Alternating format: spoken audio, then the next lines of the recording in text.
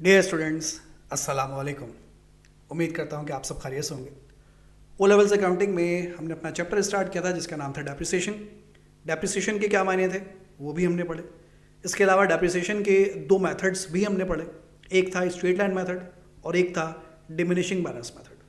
आज हम इसका एक और मेथड पढ़ने जा रहे हैं जिसका नाम है रीवैल्यूएशन मेथड। और ये एक मुख्तसर सा बहुत ही छोटा सा एक मेथड है, लेकिन बहरहाल मेथड है तो है। तो रीवैल्यूएशन मेथड क्या होता है और कब इसे कहाँ पर इसे अप्लाई किया जाता है, ये सारी बातें आज हम इस वीडियो में समझेंगे। इसकी कैलकुलेशन कैसे होती है वो भी डिस्कस करेंगे। पहले तो हम ये समझ लेते हैं कि रीवैल्यूएशन मेथड बेसिकली है क्या।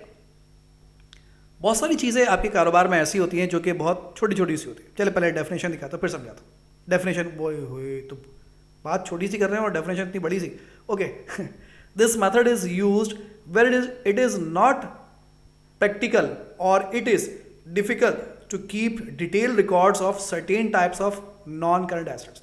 ये क्या कह रहे हैं सर, अजीब सी बातें, गंदी गंदी सी बातें कर रहे हैं। भाई देखिए, आपके पास अगर मशीन है, मशीन एक बहुत बड़ा एसेट है ना, बहुत महंगी चीज़ है, उसका डिटेल रिकॉर्ड रखना आपके लिए आसान है। गाड़ी है, डिटेल रिकॉर्ड रखना आसान है, बड़ी वैल्यू है, बहुत बड़ी कीमत की चीज़ है।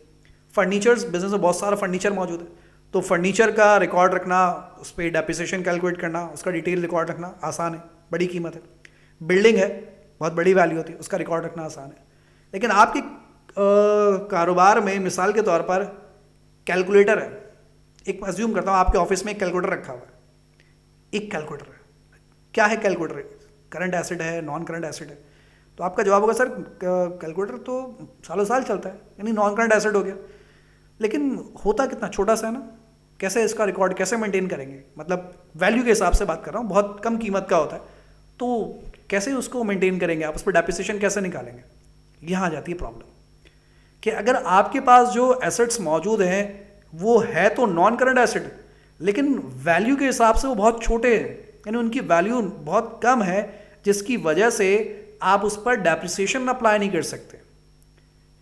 यहाँ पढ़िए, small item of equipment used in offices and laboratories, packing cases, loose tools etcetera are usually depreciated using the revaluation method as no detailed records are kept for these assets।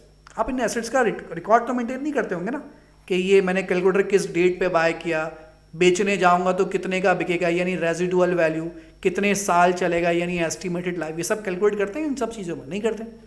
जिन चीज़ों की मैं बात कर रहा हूँ यानी छोटे मोटे नॉन करंट एसेट्स। एक और एग्जाम्पल लेते हैं। अभी यहीं ऑफिस में हम देखता हूँ मेरे सामने क्या क्या पड़ा हुआ, इन्हीं में से देखता हूँ। हाँ भाई, मुझे यहाँ पर नज़र आ रहा है माउस पैड। हाँ, माउस पैड सोचिए क्या है सर, नॉन करंट एसेट है, ख़राब ही नहीं होता है ना, बिल्कुल बिल्कुल ख़राब नहीं होता सर। लेकिन क्या उसके बारे में सोचते हैं कि मैंने कब बाय किया था, कितने में बाय किया था, बेचने जाऊँ तो कितने में बिकेगा, कितने साल चलेगा? डिटेल रिकॉर्ड मेंटेन कर सकते हैं उसका? नहीं कर सकते सर।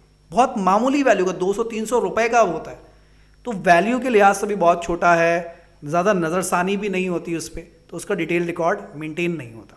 इसी तरीके से आपके ऑफिस में रखा होता है स्टेपलर, नॉन करंट एसेट है ना, ख़राब तो नहीं होता। वो सब छोड़िए, पेपर वेट तो पता है ना, यानी पेपर रखे हुए होते हैं, उसके ऊपर आप कोई भारी सी चीज़ रख देते हैं, गिलास को हटाकर, गिलास वगैरह छोड़ के कोई भारी चीज़ रख देते हैं कि पेपर उड़े ना, पेपर वेट। ये सब क्या है आपका? सर ये सब मेरा नॉन करंट एसेट है, लेकिन इनका डिटेल रिकॉर्ड मेंटेन नहीं किया जा सकता। तो अगर इनका डिटेल रिकॉर्ड मेंटेन नहीं होता है तो इन पर डेप्रिसिएशन कैसे अप्लाई किया जाए? क्योंकि हम तो डेप्रिसिएशन अप्लाई करने के लिए हमें ये पता होना चाहिए कि किस ईयर में बाय किया, उसकी लाइफ क्या होगी, उसका रेजिडुअल वैल्यू क्या है, ये पता होना चाहिए। तो इनके बारे में तो ये सारी बातें ही नहीं पता होती, या ये हम सोचते ही नहीं है, अंदाज़ा भी नहीं लगाते। तो फिर इन तमाम एसेट्स पर हम फॉलो करते हैं रीवैल्यूएशन मेथड। वो तमाम एसेट्स जो कि हैं तो नॉन करंट एसेट्स, लेकिन अपनी वैल्यू के लिहाज से बहुत छोटे होते हैं, जिन पे नज़रसानी नहीं होती, या जिनका डिटेल रिकॉर्ड मेंटेन नहीं किया जा सकता, हम वहाँ पर फॉलो कर लेते हैं कौन सा मेथड? Revaluation method. ठीक है जनाब। अब ये कैसे फॉलो करते हैं, इसका तरीका क्या है, वो भी हम समझ लेते हैं। रीवैल्यूएशन मेथड कैलकुलेट करने के लिए यहाँ पर हमने एक छोटी सी बात समझी। The revaluation method of depreciation is where the opening and closing value of a non-current assets are compared। Simple सी डेफिनेशन, यानी स्टार्ट में कितने का एसेट था और अभी आपके अंदाजे के मुताबिक अभी कितने का होगा, उन दोनों के दरमियान जो भी डिफरेंस आए, that is called depreciation by revaluation method. बस दैट्स इट। कैसे? After adjusting for any addition during the year. उसके अलावा अगर आपने कोई एडिशन भी किया तो वो भी इसमें शामिल करें। कैसे भी आपको समझाता हूँ। To determine the depreciation for the year, ये इसका एक मुख्तसर सा मैंने फॉर्मूला लिखा। ओपनिंग बैलेंस, अज्यूम करता हूँ कि 2021 जब शुरू हुआ तो मेरे पास 2000 रुपीज़ का कैलकुलेटर मौजूद था। ओपनिंग बैलेंस 2021 जैसे ही स्टार्ट हुआ मेरे पास मेरे दराज में एक 2000 रुपये का कैलकुलेटर रखा हुआ है। मुझे लगा यार एक कैलकुलेटर और होना चाहिए। मैंने एक और कैलकुलेटर बाय किया, एडिशन 3000 रुपीज़ का। $2000 का पहले, 2000 रुपये का पहले का रखा हुआ है। 3000 रुपये का मैंने कैलकुलेटर एक और बाय किया इस साल। मुझे लगा इस साल एक और कैलकुलेटर होना चाहिए। अब मेरे पास कितने रुपए के कैलकुलेटर हो गए सर? अब आपके पास हो गए 5000 रुपये के कैलकुलेटर। दो कैलकुलेटर हो गए, एक 2000 का था, एक 3000 का, ये मिलाकर हो गए सर 5000 रुपये। ठीक है भाई। अब साल के आखिर में आया, अब ना मैं इस पर स्ट्रेट लाइन अप्लाई कर रहा हूँ ना डिमिनिशिंग अप्लाई कर रहा हूँ। मैंने बोला कौन इतनी छोटी सी चीज़ पे हिसाब किताब करे, अंदाज़ा लगा लेता हूँ कि भाई ये दोनों कैलकुलेटर इस वक्त होंगे 4000 रुपये के। दोनों मिलाकर पहले कितने के बन रहे थे? 5000 रुपये के। अभी दोनों मिलाकर होंगे 4000 रुपये के। यानी क्लोजिंग बैलेंस दोनों कैलकुलेटर की इस वक्त जो मौजूदा कीमत है, अंदाज़ा लगा रहा हूँ भाई ऐसे ही, अंदाजे के मुताबिक कितने रुपए होगी? 4000। थे कितने के? 5000 के। अभी क्या कीमत है? 4000।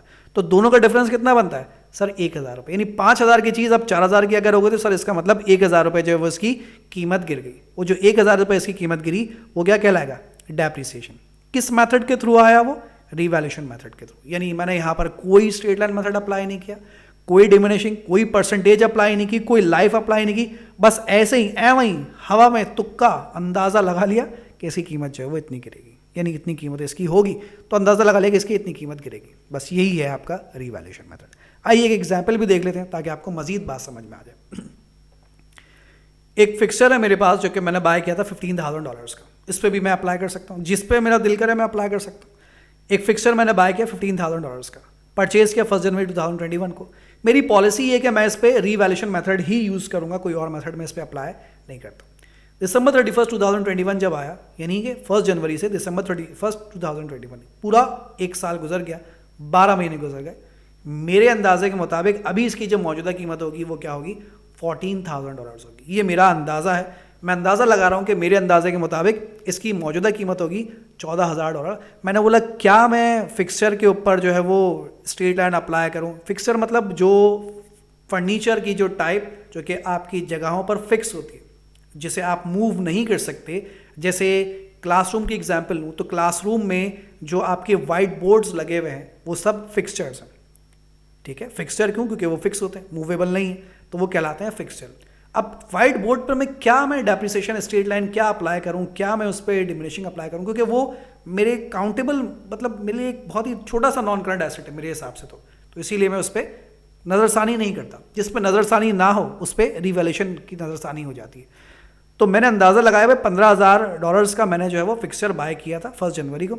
अभी मेरे अंदाजे के मुताबिक इसकी मौजूदा कीमत कितनी होगी? $14,000। ठीक है भाई, सिंपल सी बात है, रिवैल्यूएशन अप्लाई कीजिए। क्या फॉर्मूला बताया था? Opening value. तो ओपनिंग वैल्यू क्या है इसकी? ठीक है, ओपनिंग वैल्यू क्या है इसकी? $15,000। तो कॉस्ट ऑफ फिक्सचर एट जनवरी 1 2021 यानी ओपनिंग वैल्यू $15,000 प्लस एडिशन। मैंने और कोई एडिशन नहीं किया। एडिशन से मुराद है कि कोई फर्दर परचेज किया मैंने इसके अलावा? तो इसका जवाब है नहीं सर, आपने इसके अलावा और कोई फिक्सचर परचेज नहीं किया। तो एडिशन हो गया 0 माइनस क्लोजिंग बैलेंस। अभी क्लोजिंग बैलेंस यानी साल के आखिर में मेरे अंदाजे के मुताबिक क्या वैल्यू है सर? साल के आखिर में आपके अंदाजे के मुताबिक इसकी वैल्यू है $14,000। वो इसमें से लेस कर दीजिए। लेस वैल्यू एट दिसंबर 31 $14,000। तो 15,000 का तो साल के शुरू में था, 14,000 का अभी है। सिंपल, बहुत ही भयानक। 1000 इसकी कीमत गिर गई। तो जिसका डेप्रिसिएशन बनता है 2021 का वो कितना बनता है? $1,000। बहुत ही सिंपल आसान सी कैलकुलेशन, कोई इसमें लॉजिक, कोई मतलब कोई टेक्निकल कैलकुलेशन वगैरह कुछ नहीं है। साल के शुरू में जो कीमत थी, साल के आखिर में जो कीमत, दोनों को माइनस कीजिए, डेप्रिसिएशन आ गया, टर्न अटेंडेंस कीजिए। ओके भाई, अमाउंट ऑफ डेप्रिसिएशन कितना बनता है इसका 2021 का? $1,000। और इसकी बुक वैल्यू कितनी बनती है? बुक वैल्यू तो वो खुद ही आपको बता रहे हैं कि सर इसकी बुक वैल्यू कितनी है? $14,000। तो यहाँ पर सोचने वाली बात ही नहीं है, तीनों बातें यहाँ पर मौजूद है। कॉस्ट कितनी है इसकी? 15,000। डेप्रिसिएशन, अब तक डेप्रिसिएशन कितना गिरा है? पहले ही साल है तो अब तक डेप्रिसिएशन कितना है? 1,000। और बुक वैल्यू कितनी है? 15,000 का लेकर आए थे, 1,000 कीमत गिर गई। तो सर इस वक्त इसकी जो बुक वैल्यू होगी वो कितनी होगी? $14,000 बुक वैल्यू। ठीक है जनाब। तो बस ये है बड़ा ही सिंपल सा आपके पास रिवैल्यूएशन मेथड। ओके जी, तो फिलहाल आज के लिए हम इतना ही रखेंगे रिवैल्यूएशन मेथड को, बस इतना ही मुख्तसर सा काफ़ी है। इसके बाद फिर हम मज़ीद चीज़ों को हम आगे लेकर चलेंगे अब अगली क्लास में। इंशाल्लाह फिर मुलाकात करेंगे। टेक केयर, अल्लाह हाफिज़।